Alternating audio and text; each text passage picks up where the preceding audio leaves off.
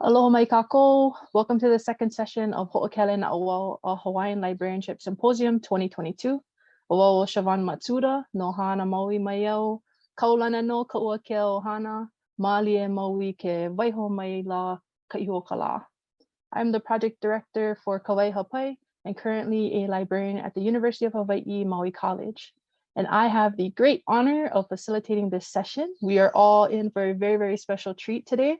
This panel is titled Relationships, Place, and Knowledge, Creating Systems that Reflect Communities. And our speakers today are Sharon Farnel, and Carr-Wiggin, and Dodie Malegana, who will be joining us shortly.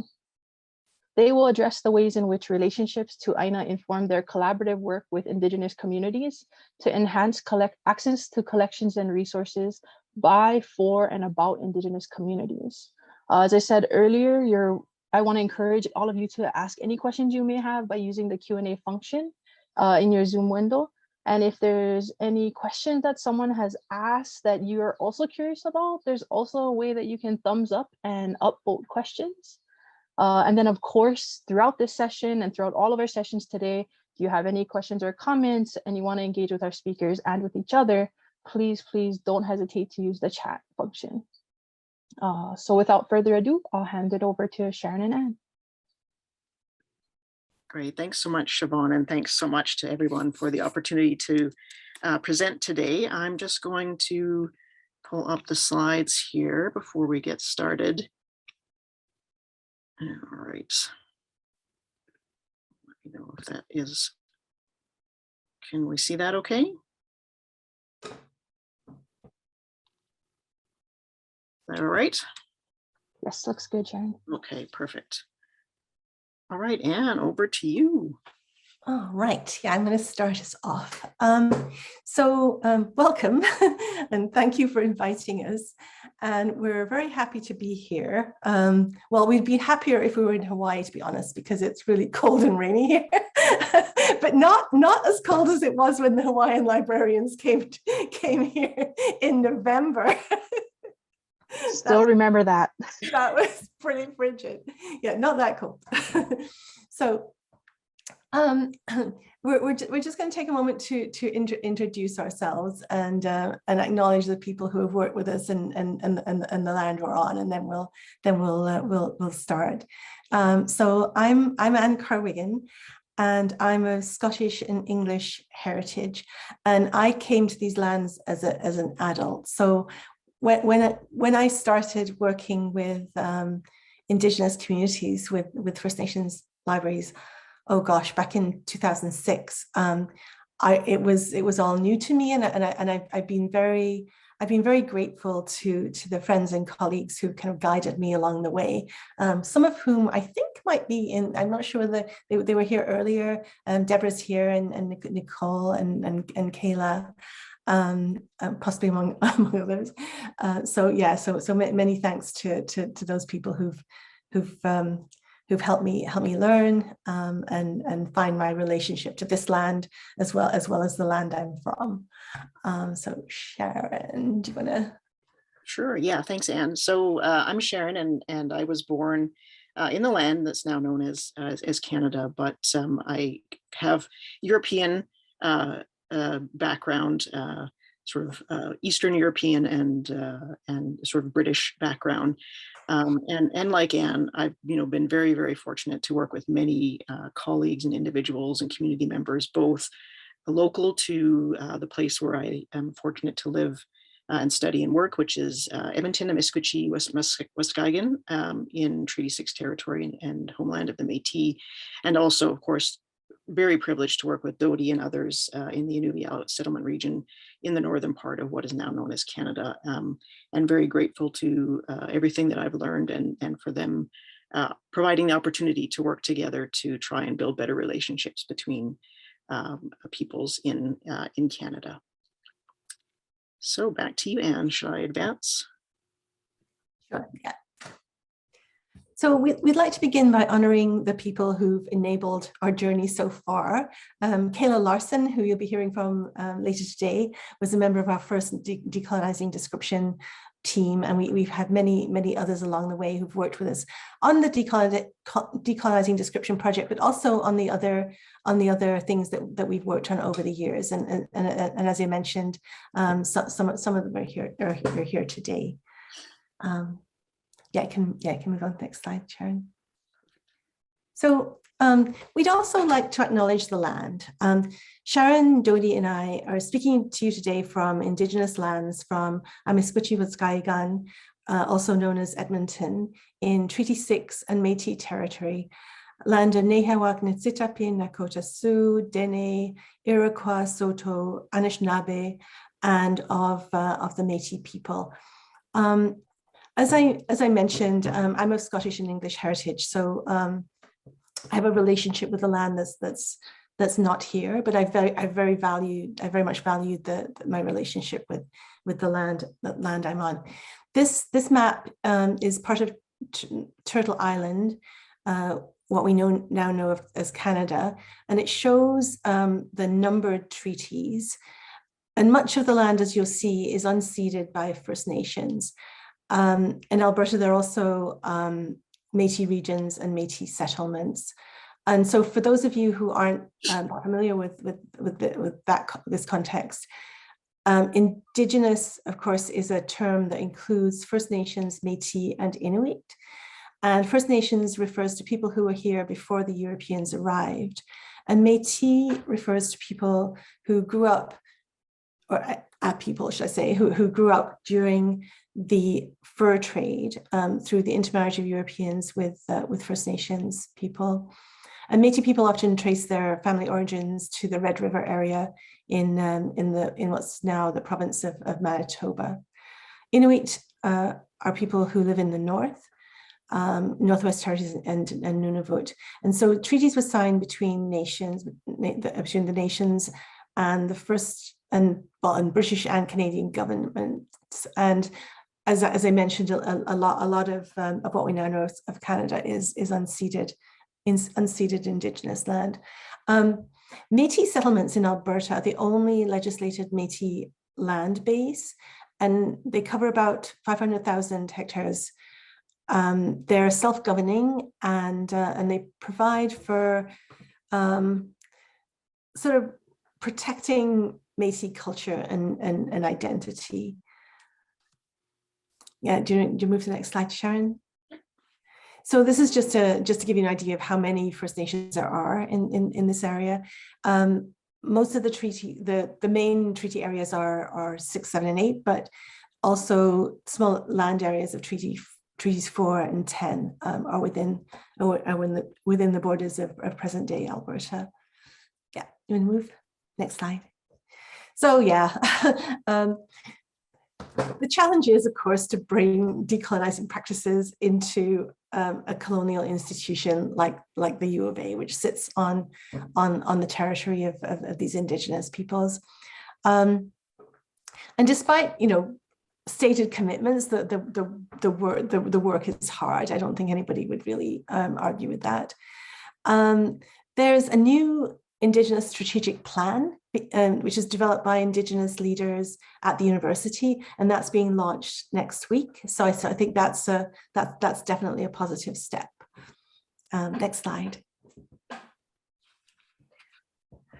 So relationships are at the heart of our work, of course. Many years ago, I went to a conference presentation that was called the first year I spent drinking tea, and that is so true. We've drunk many cups of tea, and we've also drunk many margaritas on patios.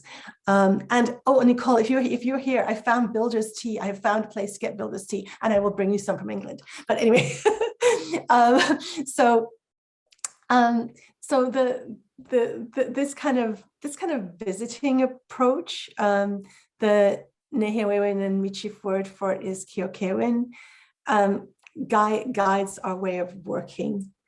Next slide, Sharon.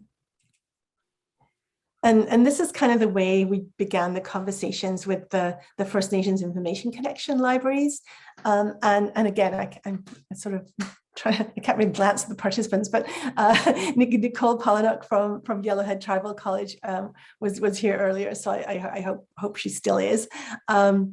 So in 2006, provincial funding for academic libraries was offered, and our chief librarian at the time, Ernie Ingalls, wanted to make sure that the First Nations colleges were included. So the First Nations Information Connection is a shared integrated library system and related web resources, and includes 5 First Nations colleges, including Yellowhead Tribal College, which is where Nicole is from. And that's how I first started working with the colleges. So we had visits to all of the libraries, and this is just the picture here is Old Sun, people from Old Sun College and Red Crow College with the coolies and towards the Buffalo Jump out the back there. Next slide, Sharon. So not long after we began the FNIC, we had the opportunity to work with Nā Hawaiʻi knowledge keepers to bring library staff into learning about culture from the inside and on the land, and which is now called land-based learning. We had several iterations of it, and there were 4 sessions over a year, aligning with the changing year. And 4, of course, is a significant number in Nā Hawaiʻi culture, but there are actually 6 seasons in Cree Nā Hawaiʻi culture. We're still in contact with the knowledge keepers. In fact, I'm going to a Sundance on Friday that's hosted by the man who's at the far right of the picture of the several people there. And the person preparing the reads for the Sweat Lodge is actually Sharon, although you can't really see her very well for that, the hat. All right, yeah, next slide. So this learning was based on experiencing ceremonies and making non-Indigenous people, like bringing them into ceremony and making them feel like they can learn more and more comfortable with ceremonial contexts, which are becoming more frequent, and getting to know Indigenous people and other staff as well at the same time. Next slide, please. So recently, land-based learning has become a more well-known approach. And this approach of learning from the land and growing relationships generates research and initiatives that come from the Indigenous communities and bring together Indigenous and non-Indigenous people to benefit communities. So this group that I'm part of now began in 2019, and it was land-based activities guided by 2 elders, bringing together Indigenous and non-Indigenous scholars from around the university. The pictures here are of our canoe journey, and it followed the trade routes through the valley, past the city, and out into the land. And I mean, oh my God, that was a bit of a stretch for me, I have to say. I survived. I did not drown. but yeah, just to experience the river valley from that perspective, from on the river instead of from the town, was very enlightening.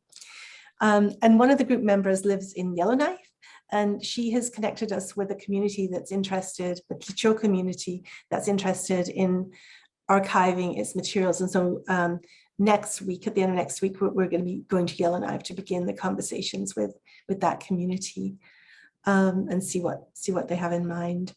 So Sharon's now going to trace our journey of decolonizing our subject headings and metadata that takes guidance from this kind of land and land-based relationships from the communities that we know and the relationships we've developed over time. Great, thanks so much, Anne. That really sets the stage nicely, I think, for the work that we feel we're still really very much in the beginning of, even though it's sort of the seeds were planted a little bit back in 2016. But in 2016, we formed a working group within the library at the university called our Decolonizing Description Working Group, and that sort of phrase has stuck. with the group in the initiative since then. But the charge of the group was really to investigate, define, and propose a plan of action for how we could more accurately, appropriately, and respectfully represent Indigenous peoples and contexts through our descriptive metadata practices and standards. So there was no sense that there was an acknowledgement that there was an issue with those practices and those standards, and it was, what are we going to do to try and address those issues with them? And it was formed within the library of members from across the system, public service librarians, technical services folks, and was on it as the lead of our Indigenous initiatives. And we were able to bring the group together and do the kinds of things that working groups do. We had a lot of conversations. We did a lot of listening, a lot of talking to other folks in the campus, but elsewhere in Canada who are working on these initiatives. And in the end, the two key recommendations were that we should work with our local communities to develop revised subject headings that are reflective of the local context, and getting the perspectives of our local communities to guide those changes and those revisions, and that we should bring on someone from one of the communities, ideally to help guide that work, to keep those connections to land and to place. And so again, everything ties back, as Anne said, to relationships, to place and to land, and to the local. So one of the first things we did, we were very fortunate to have our colleague Sheila Larocque, who is Métis from Saskatchewan, join us as an academic librarian resident. And one of the first things that she did was, again, to form relationships and build relationships, grow relationships, was to gather together folks from across Turtle Island in Amiskwaciy, Waskahikan, in Edmonton to the Making Meaning Symposium in 2018. And really the idea here was to understand how this problem is reflected in the experiences and the organizations and the situations of the individuals who came. So it was trying to understand the issue or the problem from the individual's local perspective. So how does problematic terminology, how does racist terminology impact your users, your staff, your relationships with your local Indigenous communities? And how can we address these in ways that make sense in your local context? And just acknowledging that while this work has to be coordinated and collaborative in nature, it really does need to be rooted in the local. So at this event, we engaged with Indigenous knowledge systems, worldviews, and cultures. We heard from faculty, students, researchers, community members, and we talked a lot about how Western knowledge organization systems really impact learning and access to information in the communities. As we continued our work, Sheila left us for a position at another library, but we were fortunate to bring on our colleague Tyson Thomas, who is a local member of First Nations community, and he has a background in archival science and archival studies. And he really took a step back and thought about, how do we appropriately engage with our local communities? What does that look like? And how do we do that in a respectful way? And so right away, he identified just this vital need for a coherent and transparent engagement strategy before we headed out into the communities to talk with folks about this challenge. And, he identified the need for the strategy had to be collaborative, and it had to be informed by as many Indigenous perspectives as possible, really to ensure that the project was engaging in really meaningful consultation, really meaningful consultation, and that we were doing things overall in a good way. And so what he proposed, after doing a lot of conversations with, talking with his elders at the university and so on, so really a lot of consultation about consultation, he really came up with this idea of basing it around the idea of the medicine wheel. And so the medicine wheel and its teachings were identified as a sort of a useful tool to both indigenize and guide the decolonizing description process. And while acknowledging, of course, that the medicine wheel teachings are not observed by every distinct Indigenous nation, the cyclical and interconnected aspects are really common threads that weave through most Indigenous worldviews. And so there was a sense that this was an appropriate approach to how we do it. And so what you can see here is sort of the idea is that the center of the circle is the individual, and it was Tyson in this case, who was kind of the lead in this work. And then we start with that first ring of the circle is really our closest local communities. So that would be faculty, students, staff on our campus, student groups, faculty groups, sort of that really close community around the university. And from there, then we branch out into that second layer of the circle, where we look to further afield into the province. We talk about, engaging with the First Nations colleges, with the Métis Nation of Alberta, with the partners in our library consortia, and so on. So really thinking about this in a very cyclical, interconnected way, but also starting at the core, those core relationships, the core locality, and then moving out beyond. And so again, this idea of beginning at home, thinking about how we could start our consultation. So through 2018 and 2019, we engaged in several knowledge gathering events for that sort of inner circle, our very local community. So that would be our faculty, staff, students, and researchers at the university.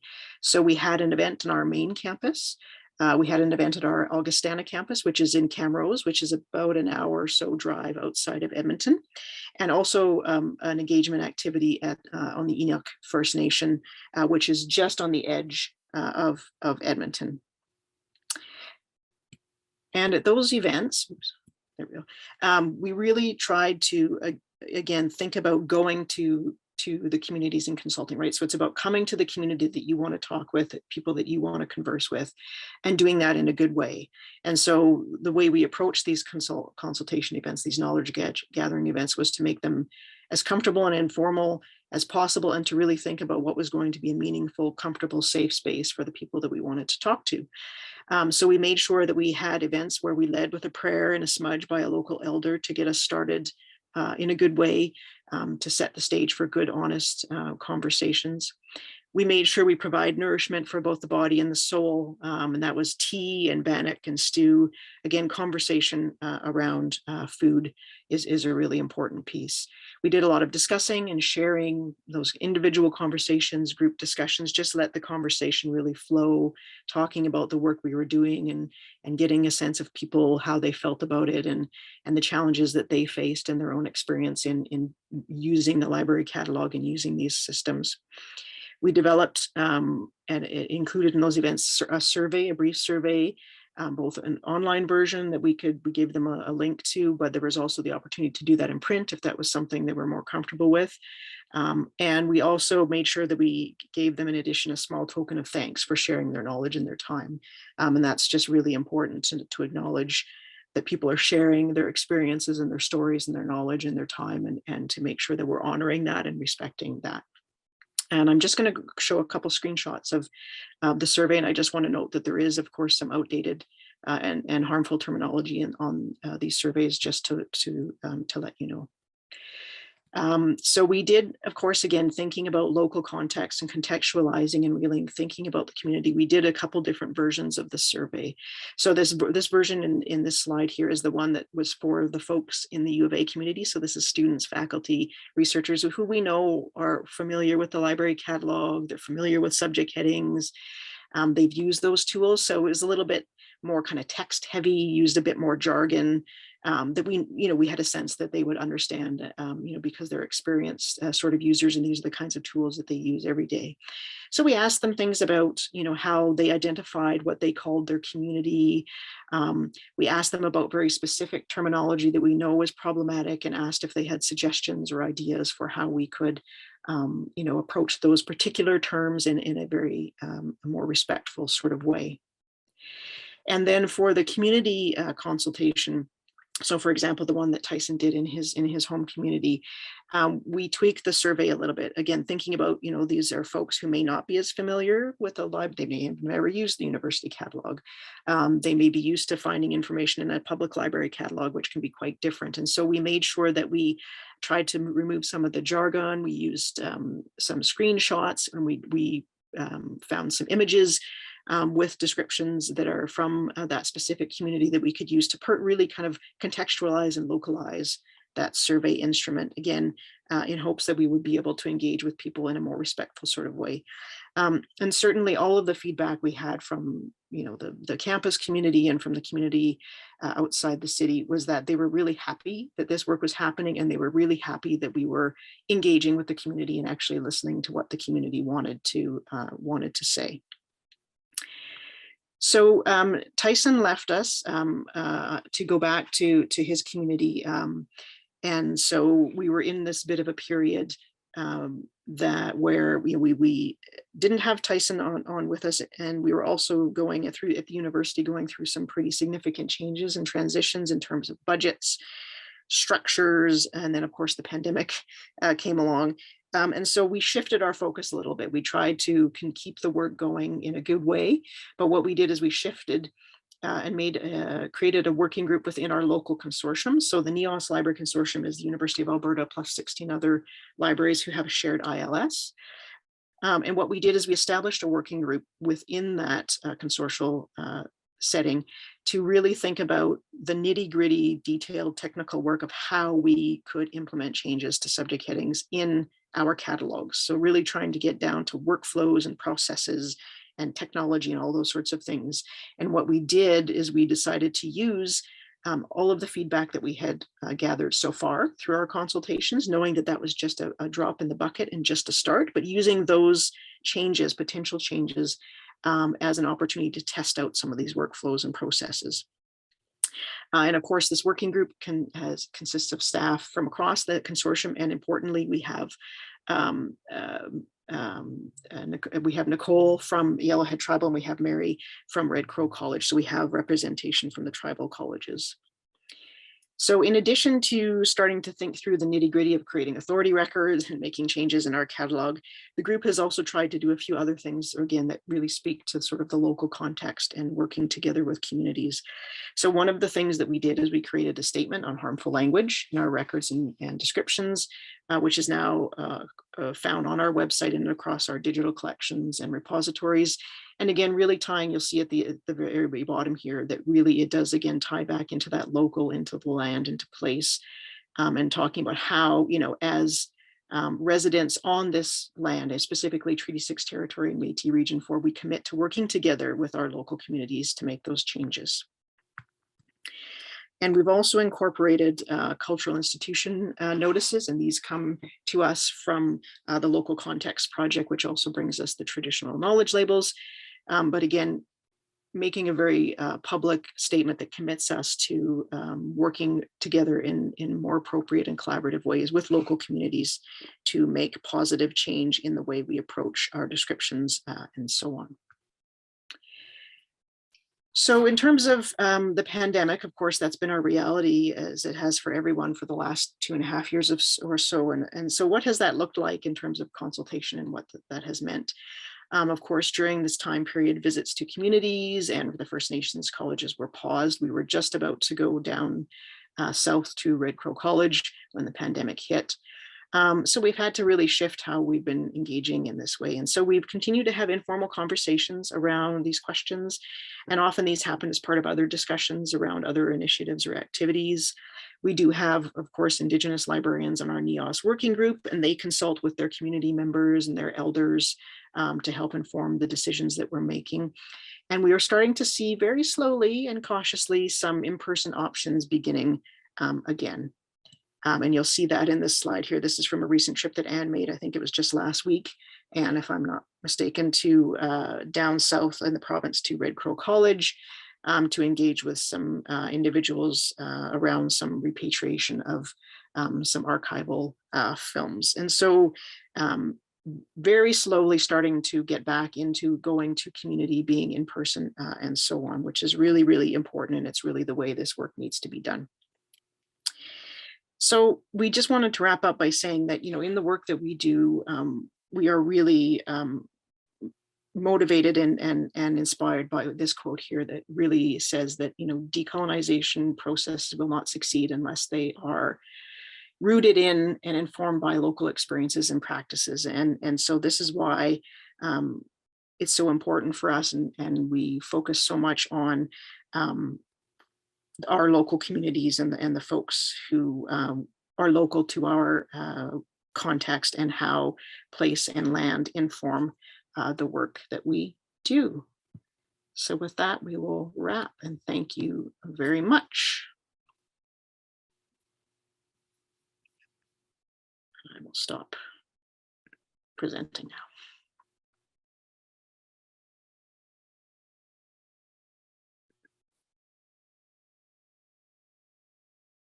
All right, and Dodie is here. Wonderful, you made it. All right, so I see that Dodie is here, so I'm going to bring up our slides for our talk. And Dodie, while I'm doing that, if you want to introduce yourself, that would be wonderful. Okay, my apologies for joining late. Can you hear me okay? I had to use my other laptop, so can you hear me with the mic? Yep, absolutely. Okay. Can you hear me with the mic down below? Or do I have to bring it up closer? I think that's a little bit better. Okay.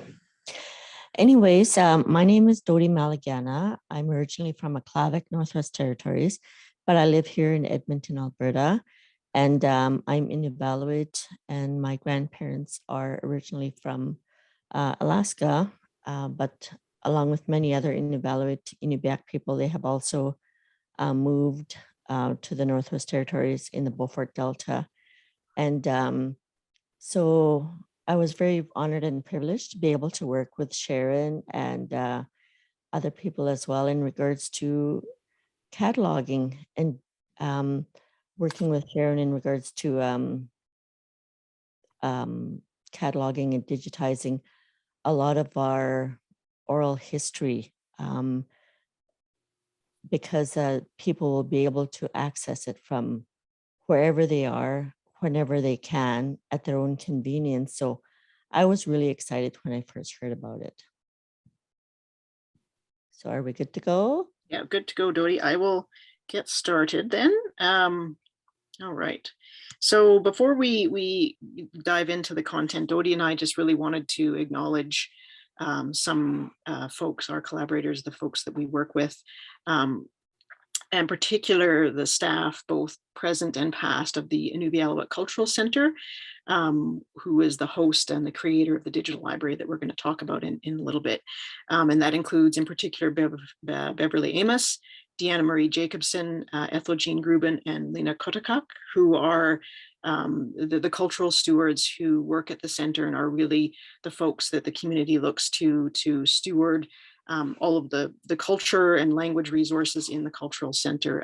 And it is because of them that we have been able to work together and to work together with them on developing a digital library, on describing the oral histories that are in that library, and on making that project a reality. It is their project, by them, for them, and we are just privileged to be able to work together with them. And I would like to also acknowledge Ali Sherry, who is the primary investigator on the Digital Library North project, which is what got this all going, was conversations with folks from the Cultural Center who approached us at the university and said, you know, we would like to work together with you to develop this library for our community. So with that, I'm just going to provide a little bit of background, and I'm going to leave most of the time for Dodie to talk about her work, because that's the most important, the most interesting part of this work.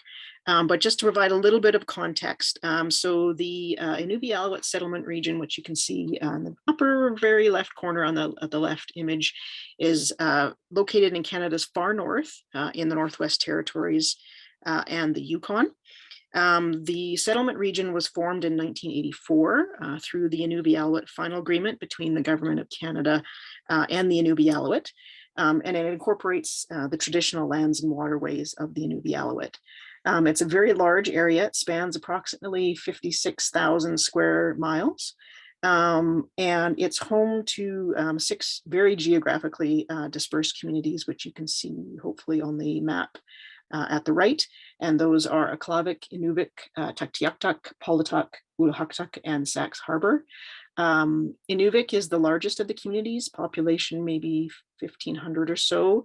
And Sax Harbor and Uluhaktuk are the smaller, 60 to 80 to 100 people. So year-round roads do not exist between all of the communities. And so travel in summer is a lot by water, in the winter by flight and ice roads. So traveling around is certainly a challenge. Inuvialuit is the sort of umbrella term for the three languages that are spoken in the settlement region. The three languages are Kangirmutin, which is spoken in Uluhuktuk, Silurmutin, which is spoken in Tuktiaktuk, Sax Harbor, and Polotuk, and Umarmitin, which is spoken in Inuvik and Aklavik. And I know Dodie is going to talk a lot more about that when she talks about her work. And just to give you the context, so the Inuvialuit Digital Library is an ongoing collaborative initiative of staff from the Inuvialuit Cultural Center in Inuvik and researchers at the University of Alberta. And it's been community driven from the very get-go. The community approached the university to talk about developing a digital library to make it much easier for members of those communities to gain access to the cultural resources that were available in the center.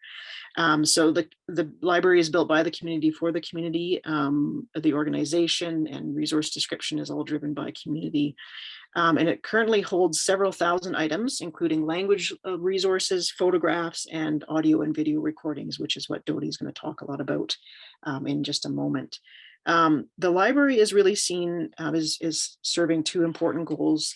And the one is to help Inuvialuit connect with their language, their culture, and community, to revitalize language, to learn about their culture and their history, and also acknowledging the fact that about 40% or so of Inuvialuit now live outside of the region, either down south in Canada or elsewhere. So just making it very easy for them to connect with their culture and language. And also importantly, they see it as an avenue for non-Inuvialuit to grow their learning and understanding, for them to understand more about who the Inuvialuit are, and to gain that understanding and learning about the community. So with that, I'm going to turn it over to Dodie. Oh, no, wait, one more for me. Sorry, Dodie. So one of the things that I wanted to mention that ties nicely into Dodie's work and the theme of the conference is that place and land, of course, were core themes in the project from the get-go. So identified by community members and the Cultural Center as a really critical component of how people engage with resources, how they look for resources, what they want to learn from resources. And so within the digital library, we have developed functionality to locate any item on a map. We've also developed a place-based browse functionality. And most importantly, capturing all of the associated place names in the descriptions of the resources was really critical. And being able to capture those, the original place names rather than any Western-based names was really seen as critical. And that's why we were very delighted and very grateful to be able to bring Dodie onto the project with her knowledge and expertise and skill to describe those resources and to help us develop a vocabulary of the original place names for the resources in the library. So with that now, sorry, Dodie, I will turn it over to you. Thank you, Sharon. Before I get started, I was really excited too. And before it all started, Kathy Cockney mentioned to me when I dropped into the Cultural Resource Center, and Kathy Cockney was a previous manager, and she said that they were going to be partnering up with the University of Alberta to create the Digital North Library. And I was so excited and I couldn't wait for it to be launched. And I had no idea at that time, 2 years prior, that I'd ended up working on it. So I'm really thankful that I was able to be a part of this. Thank you there, Sharon, for that intro. And also Deanna Marie Jacobson. She's no longer at the Cultural Resource Center. She's in the Yukon now. She's taking college post-secondary courses at this time. And also we actually have one all-season road to Tuk from Inuvik now. That's first ever. So people can go year-round now to Tuk on the all-season road. And I think it was last 2 years, maybe just recently, just 2 years ago, they've created the all-season road. All the other communities are either fly-in or ice road to the communities or just remotely being able to fly in and stuff. So anyways, I'll get started on the presentation. So as mentioned earlier, I was really honored and humbled and thankful to be able to work on the audio recordings on that portion of the Digital North Library. And so there's 4 categories that was created and the paperwork that came along with it. So I was able to listen to the COPE recordings, and then there was all of the oral history recordings, the oblate recordings, and the genealogy recordings. So it was really exciting for me. If I could just find my notes on the bottom, for some reason. See if I can. Maybe I can just exit, I don't know. But anyways, for some reason, I can't see my notes at the bottom. My view of the videos on the bottom. Sharon, do you know how to change the viewing so I could see my notes on the bottom of the presentation? My do you have it up on your computer? Yeah, it's up on my computer. The shared screen is here, but the people are on the bottom on the video. So do I go to view and change the view? I don't know. You may have to open. I don't know if you have the document open in Google. It's open on the shared. Yeah, but not on your own web browser or anything like that.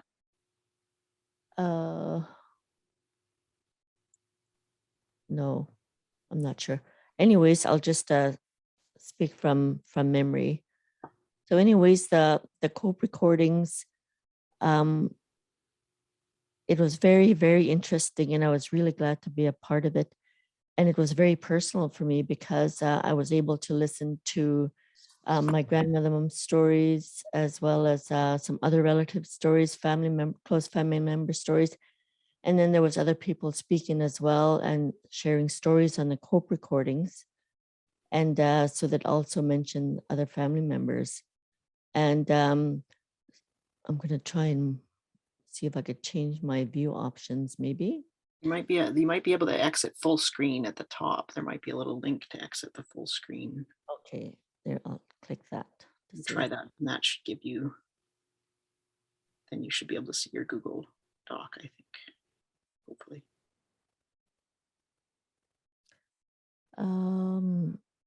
No, I moved it over.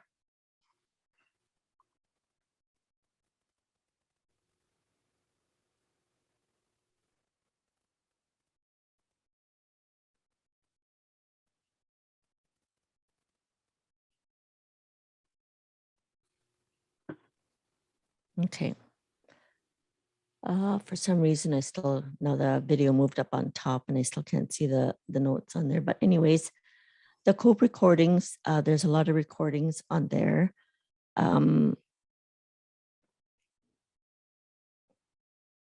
Where people would be sharing the history. And so when they'd be sharing the COPE recordings, the elders, they recorded the stories. And so the elders were able to, when they were telling the stories, they'd be talking about traditional place names. They'd be talking about the lifestyle.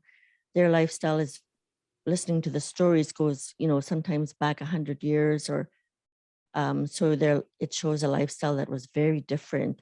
So it was really interesting listening to the stories because you not only get the history, you get the lifestyle. And because I was able to understand the language, and unfortunately, there's only about 10%, according to the 2001 Canada census, of people that can understand the language or are fluent in the language. So being able to understand the language, I was able to capture more history, the place. They talked about the place names. They talked about the lifestyle. And often there was the various seasons that people lived in.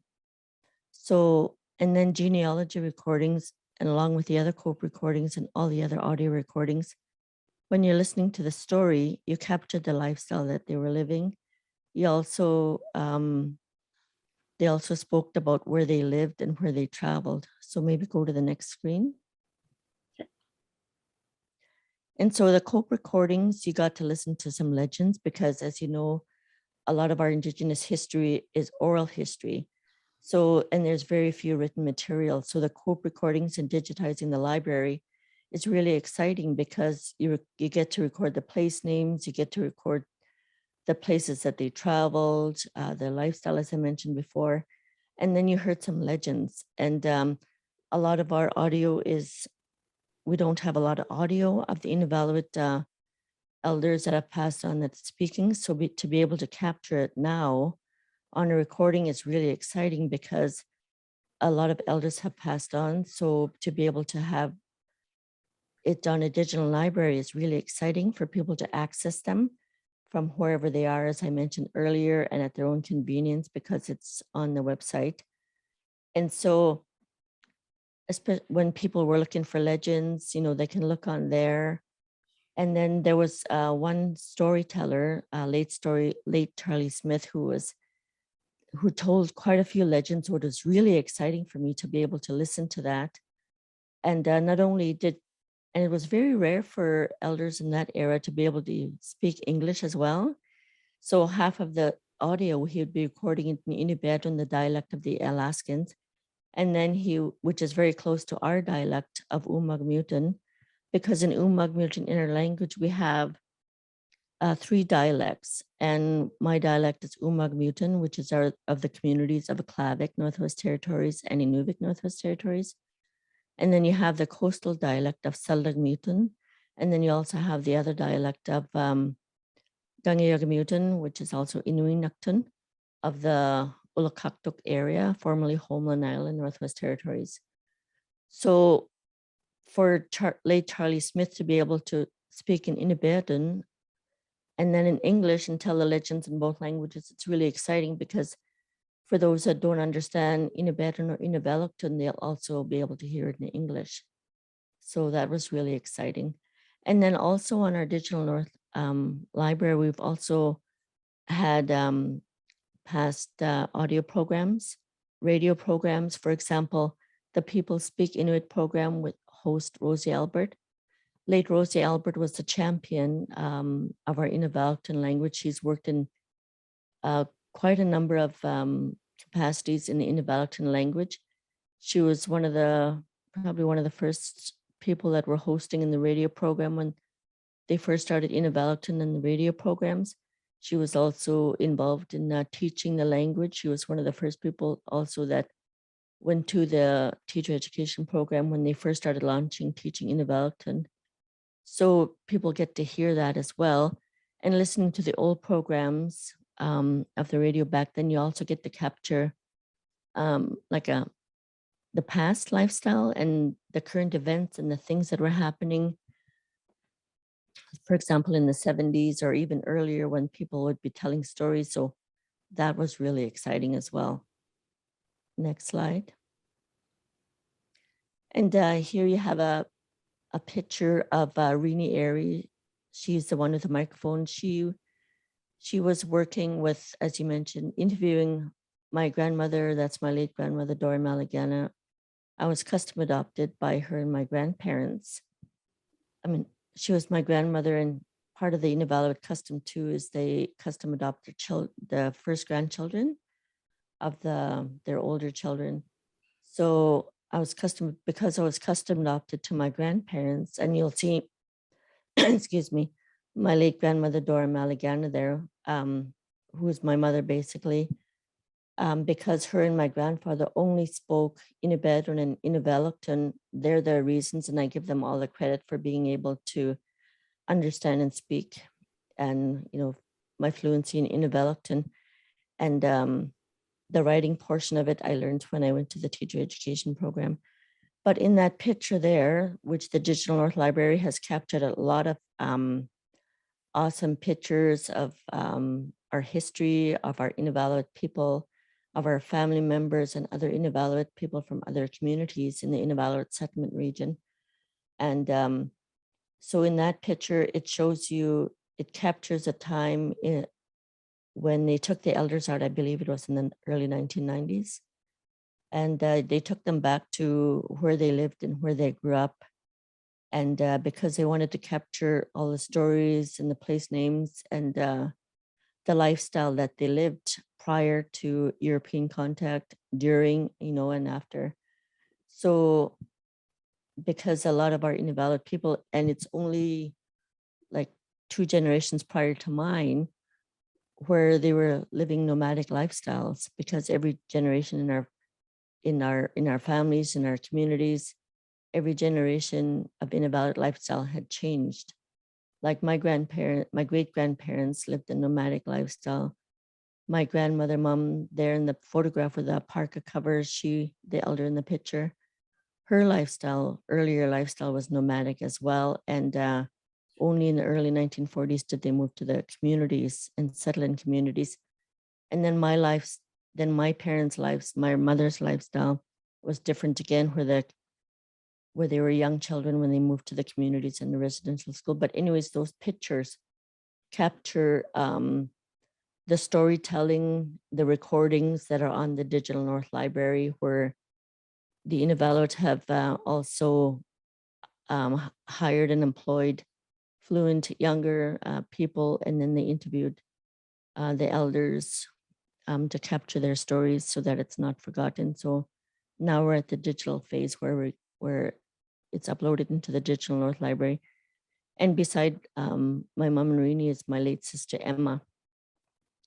So that's an example of the stories being recorded.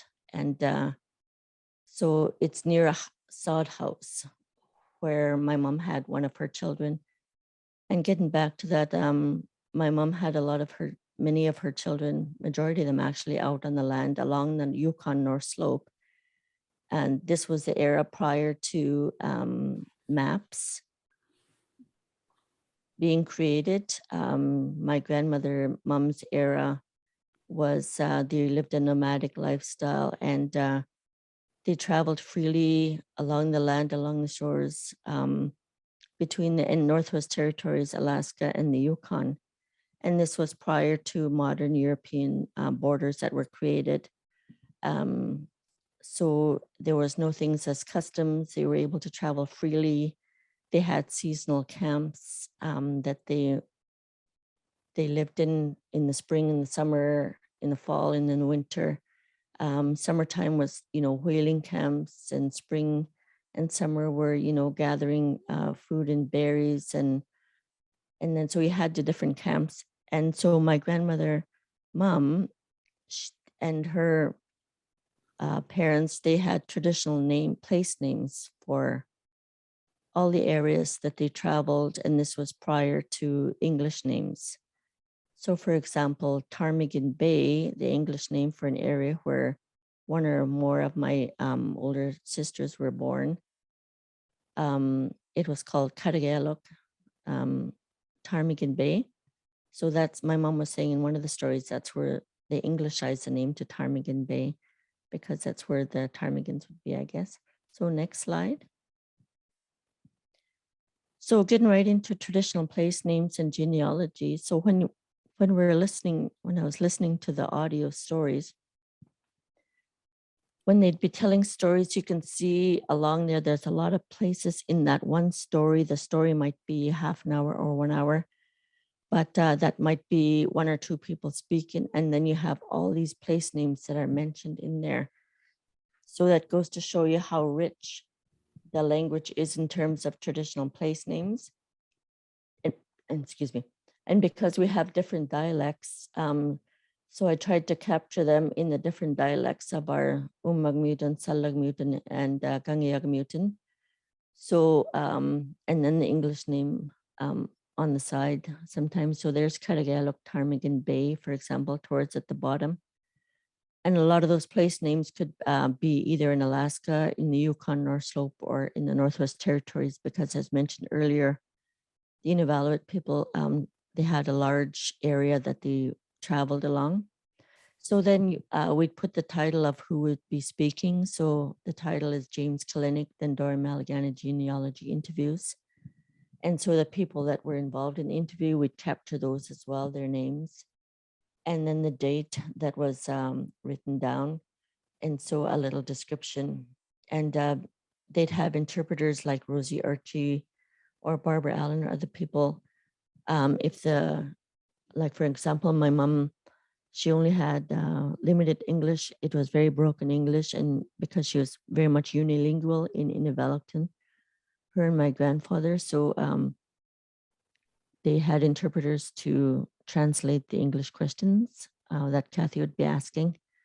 And so we cataloged the different subject headings, oral history, storytelling, whether it's an interview, the genealogy, those are the different things. So for example, there's oral history, there was storytelling, there was an interview, they'd be talking about who their family members are because it's specifically a genealogy interview. So they'd be talking about the marriages, deaths, adoptions, Inuvialuit names, and the language was in English and Inuvialuit and the dialect of Umagmutan. So as you can see, there's a lot of traditional place names there. Next slide.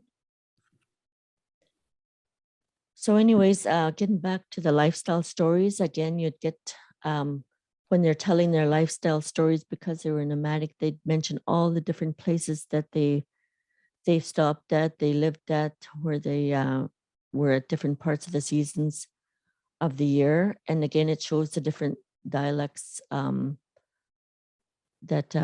might be mentioned there. And so here's an interview with a lady, she's still alive, and she's in her 90s right now, and her custom adopted grandson thinks she's older than she is now. She figures she's pretty close to 100. So her stories, I still really enjoy listening to her stories to this day.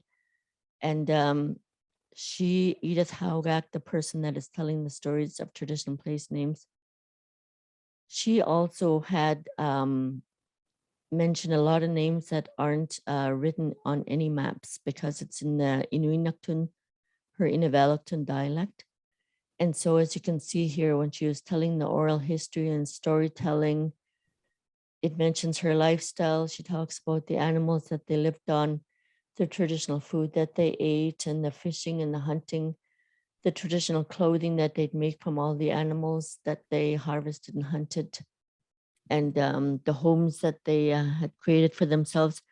She lived in the era prior to European contact. So her traditional place names are not written in a lot of the modern maps as we have them today.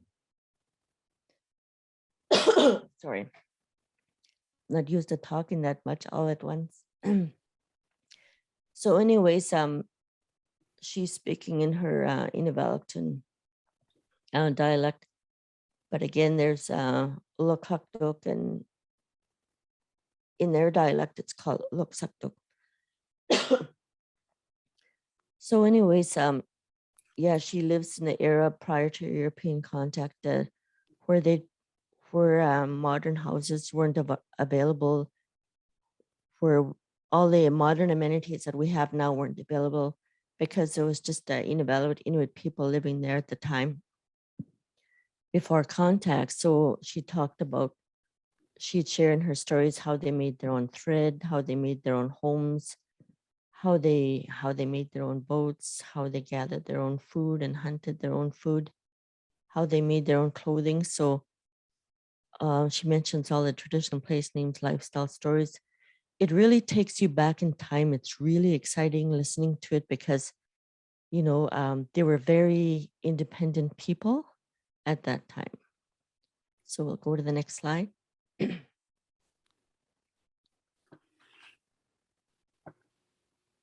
And so here we have another one. And this is Sarah Kuptana, then Edith Haugac. Sarah and Edith are sisters in Joapiana.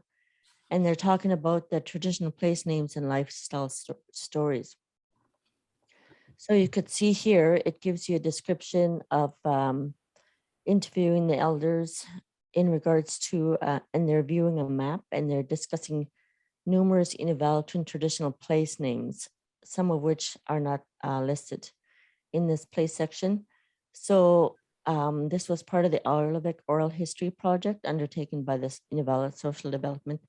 And again, you've got all the different subjects that they talk about during the interviews. So I tried to capture everything that they spoke about and the language, Inuvialuit, Inuvialuit English, and then all the place names, and some of them are in, so all the different places that they mentioned here. So some of them they're specifically talking about the maps. And it just reminded me that my grandmother, mom, even though she couldn't read or write because she didn't attend residential school, she was only there for 1 week.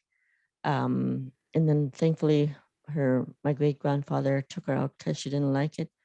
So anyways, she could look at a map and she could point out exactly all the different place names in Inuvialuit where they traveled and lived, just from the river in the area of looking at the maps, because they had that lived experience of traveling along there. So the Digital North Library, it captures a lot of the place names, and as you could see, there's lots and lots of places. Edith is also one of, and Sarah, they were, because they had that lived experience, they had many Inuvialuit place names that I believe the Cultural Resource Center is still working towards recording them all. Is there another slide? I think that's the last one, I think. Mm-hmm. So anyways, I wasn't able to see the bottom of my notes for some reason, so I hope it doesn't sound like I'm rambling too much, and I hope I captured everything that I wanted to mention in regards to the Digital North Library.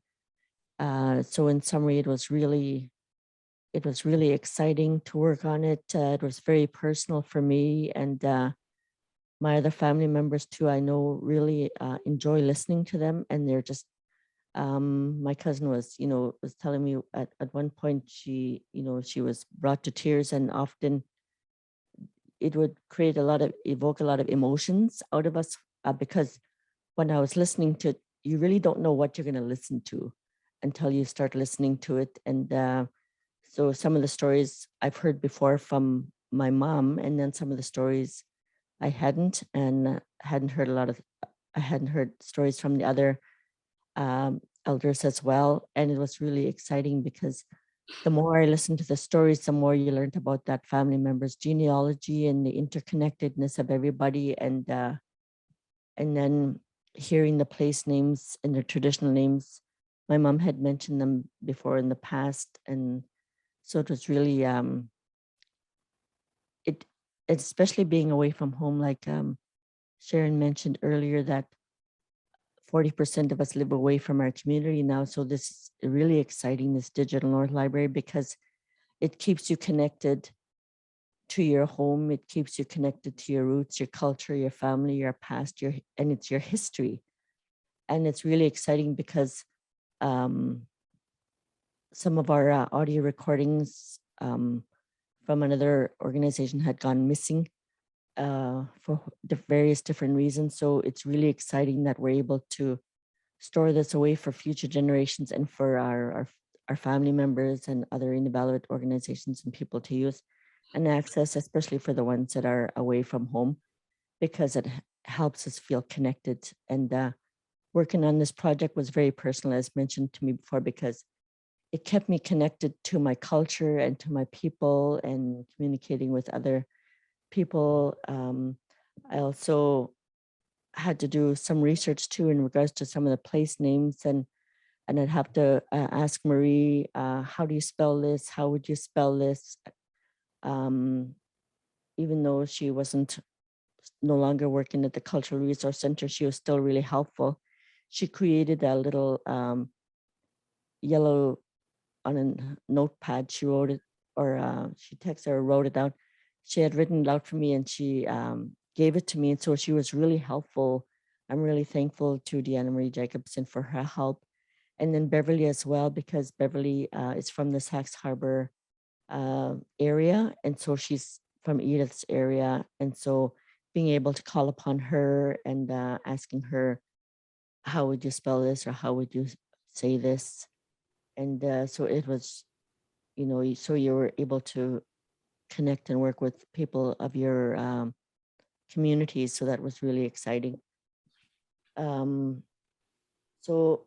I'm really happy to be able to share that information with you. And I don't know, I hope I captured everything, Sharon. Yeah, that was fantastic, Dodie. Thank you so much. Wonderful. So thank you, everyone. Thanks.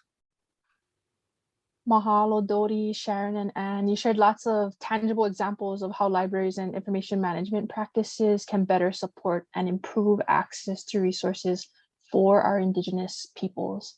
I continue to be inspired by your work. I keep telling you this all the time, continually inspired by your work, but also your approach, and particularly the ways that you are working with Indigenous communities on metadata, but also on empowering our Indigenous languages and naming practices, as Dodie, you talked about a lot. Something that each of you talked about and emphasized is the centering of communities. Sharon, you repeated it multiple times, for community, we're doing this for community. And that stood out to me as a way in which the work that you folks are doing moves past the sort of one and done or tick the box approaches that are typical of colonial institutions and extractive research processes. We have many questions for you, as you talked about a slew of projects and approaches and frameworks here, but not a lot of time here. So I wonder, a lot of the questions to me at least seem to concern access and appropriate access. And I wonder if you could take a moment to share how you navigated concerns about access, perhaps if it was any stories that weren't intended for public knowledge, or elders not wanting to be recorded, or communities that didn't want to give you access to them for whatever reason. Yeah, I can talk a little bit about that, and then Dodie, feel free to jump in as well, because Dodie had a really good plan for addressing this. But for the digital library, the community, the resource center decides what materials go into the library, and they've focused right now initially on materials that they have consulted with others in the community that they feel everyone is comfortable making publicly available. So anything that they're concerned about, that they really don't think should be public, or that they need to think about a lot more, is not in the digital library at all. The digital library does have the ability to restrict access, but they've said everything in there right now, we want it to be publicly available. So anything that's there, they are very happy to make available and share with the world. And then Dodie in her work did develop, in listening to some of the recordings where there was maybe some sensitive topics, perhaps talking about residential schools or things like that, she suggested we create a little label that goes on to the description that just says sensitive content. And that's not that those things, no one wants those things to be not to be available, but they just want to have a bit of a warning there, so that people can, maybe if they're listening to it with, younger children or something like that, they might choose not to, because it's dealing with some difficult topics. One of the conversations that the community is really having is around how to apply appropriate labels or statements around the resources in the library. So talking a lot about those traditional knowledge labels and how we could apply those, but that conversation is ongoing, and they wanted to make the resources available while they still have those conversations. So they'll, talk about that, and however they decide they want to make those things available, whatever they want to do, we will work with them to enact that in the digital library. So I don't know, Dodie, if you had anything else you wanted to add, or Anne, around that. I guess that part of the sensitive topic was it's to prevent people from kind of going into shock, if they hear a really sensitive, alarming story situation, because sometimes you'd be listening to a story and then it was really difficult to listen to. And so sometimes you go into a story with some trepidation that there might be sensitive stories. So it's just for a way for a person to mentally prepare so that they're not shocked into really sensitive information.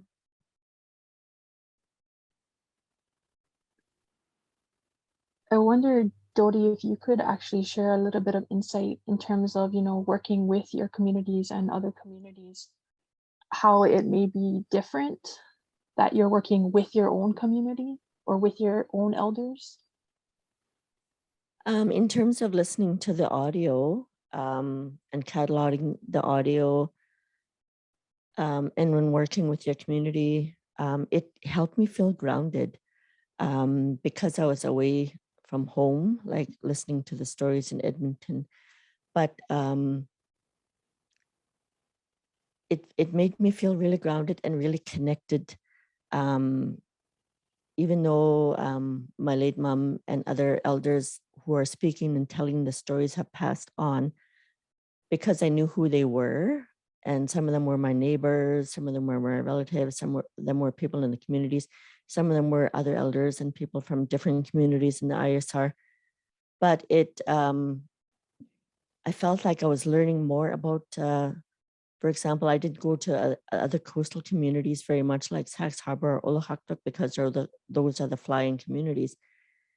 And just hearing the language, I was really happy and thankful to work with it, because it, even though they're passed on, I was listening to their stories. I was experiencing their experiences through my imagination when they're telling the stories, because you know how images come to your mind when they're telling the stories.